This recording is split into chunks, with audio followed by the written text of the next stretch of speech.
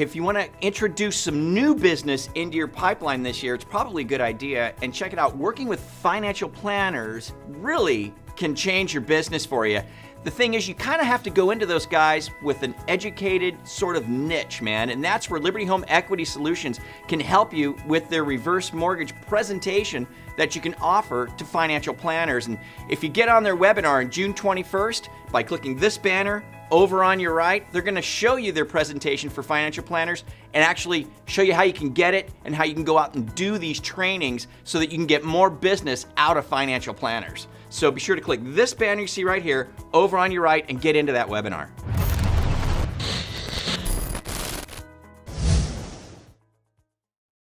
Like them or not, Quicken Loans right now is the #1 lender in the country. Now, with that said, I think that perhaps maybe we can put all of our thoughts and opinions aside and maybe learn something from the #1 lender in the country. Would you agree with me?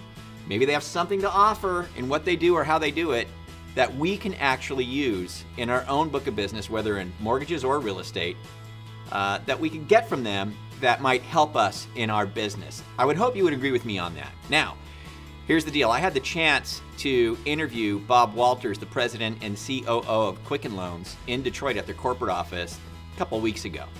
And I was able to ask him 5, I think, pretty interesting questions. One of the questions I asked him was, why is Quicken Loans the #1 lender in the country? Why? What is it about them that makes them the #1, or how did they get there?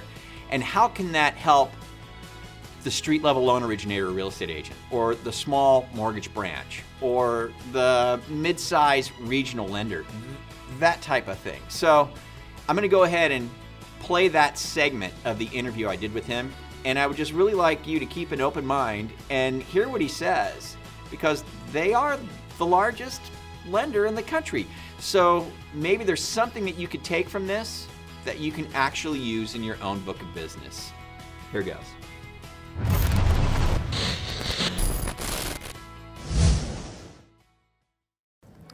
Okay, so this is, I can't wait to hear the answer to this. Me too. Okay. Personally, I'm just enthralled with my questions that I'm about to ask him. So this is a good one. Why is Quicken Loans the #1 lender in the country? And how can possibly a small branch, operator out there, apply this to their own business? But why? Why is Quicken Loans the #1 lender in the country? Why? Gosh, you got a couple hours? You don't. But so I think it's important to remember that 3 individuals started this company. There's a mortgage broker. Dan Gilbert, his brother, and another individual started this company. As a mortgage broker? As a mortgage broker in 1985. Wow. And Dan was still in law school. His brother was still going to school at the University of Michigan. Their mother was a real estate agent, and they said, oh, I heard about this mortgage brokerage opportunity. What the heck? Let me give it a try. As far as the success, I think there's a number of things. One is that we have a saying, we have a lot of isms, we call them, and one is a penny saved is a penny. And one of the ways to think about that is Dan was always reinvesting in the business, constantly reinvesting in the business. And so you'd have some success, and a lot of folks would be like, sweet, I'm getting the cool car, I'm buying the cool house. And yeah, he had some, but it was mostly reinvest, new technology, new marketing efforts, branding. So I think that's a critical part. There's a lot of times Dan could have taken his chips off the table, and a lot of times where a lot of people would have said, that's fantastic for me. And I think that it was never for him about the money. It was about the next journey, growing further, and I think that's a big part of it, because it could have been over a long time ago if he'd have taken his chips off the table, Sure. sold out, and sat on a beach somewhere. I think he understood early on the power of branding in this industry, the power of marketing in this industry. And you see a lot more of it now, but a long time ago, that was different. You walked into a bank branch and you got a mortgage. And at least here in the Detroit area, he was one of the first people to really begin to advertise and think about that. And again, build that brand over time. And then the last thing, and then we'll talk about how it can apply Sure. to a lot of folks, is build a great culture. You know, we often say, you've got a culture, whether you like it or not, you've got a culture. Right. Build a great culture, and when the culture here, I can't do it justice in a short period of time, but it's highly inclusive. Everybody matters. It's not about the who, it's about the what. That's another one of our isms. So if it's your third day on the job and you get a great idea and somebody with a fancy title doesn't have a great idea, the great idea should win out. Now, granted, there's always some of the, but we really honor that principle of it's not about the who, it's about the what, and not, try to fight bureaucracy in every way that we can.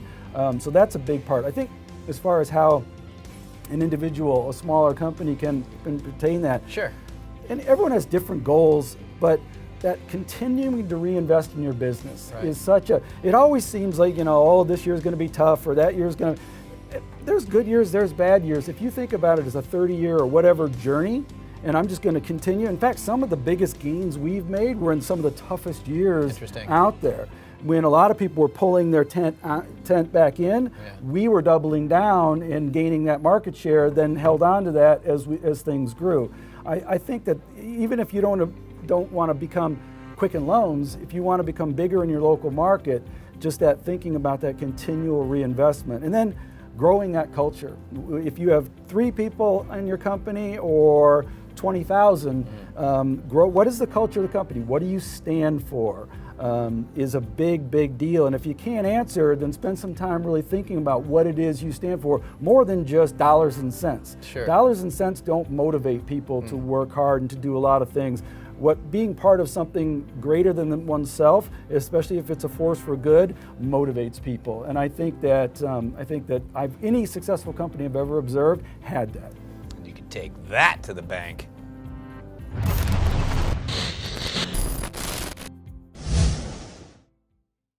Okay, so I definitely picked up a few things there that I think are important, and I think they're great items that could be worked on and implemented by originators or branches or mortgage companies or real estate people or real estate branches across the country, regardless of their size. I think that these are important things to consider and that we can start to work on in our own book of business. And with that thought, let me know what your thoughts are about those ideas down below in the comments. Do me a favor and forward and share this as well with others in the industry, because I think they might be able to glean something from it.